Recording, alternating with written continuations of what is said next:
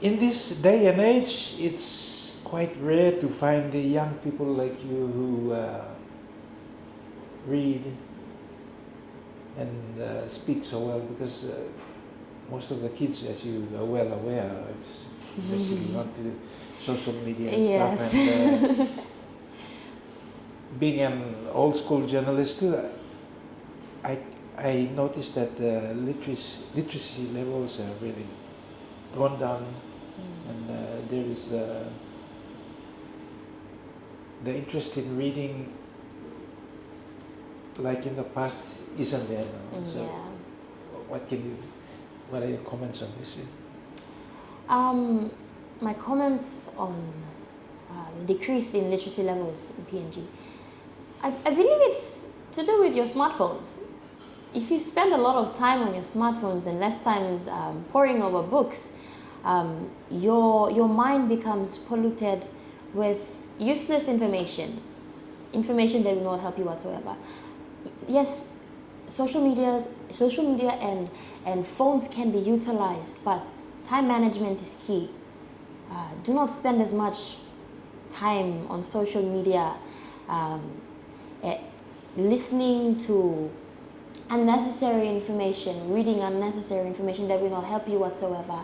I believe in delaying present gratification for future satisfaction.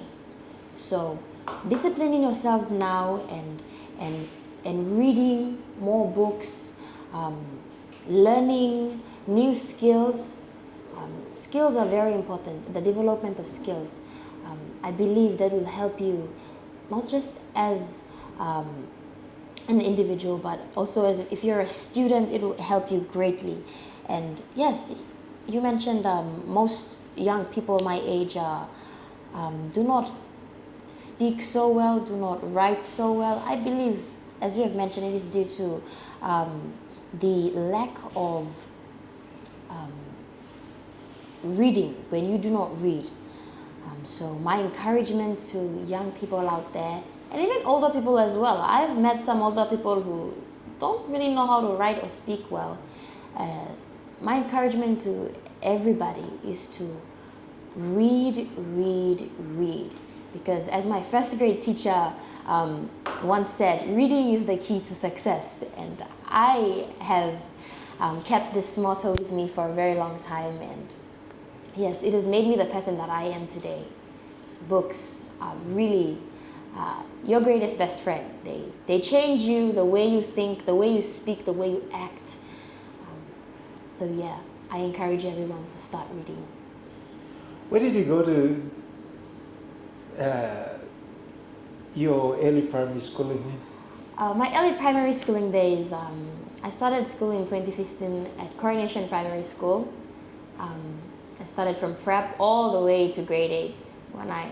When I was in grade 2, grade 3, I had a vision, and that vision was to become a prefect and then become the head girl. And I am proud to say that my vision came to fruition. When I was in grade 8, I became the head girl of my school.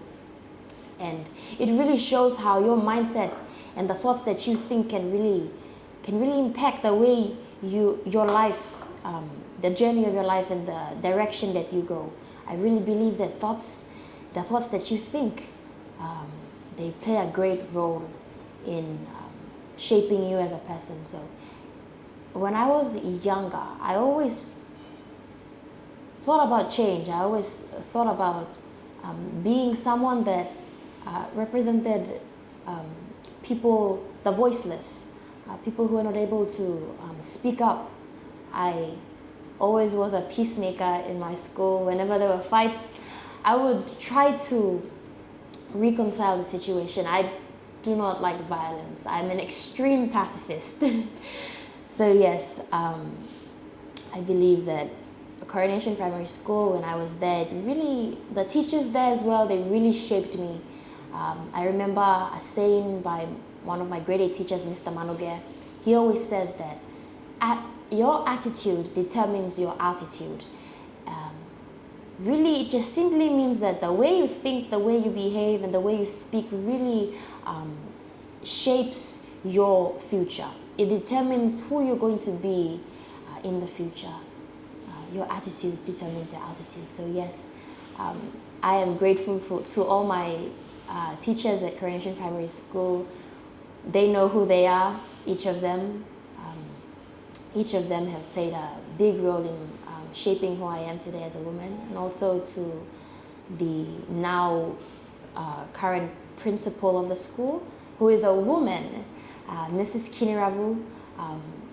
I am deeply in awe of you and your courage to lead such a school, because the school in its previous administration, it wasn't run well, and I'm being completely honest. But when a woman, Mrs. Kiniravu, when she entered the administration, she brought change.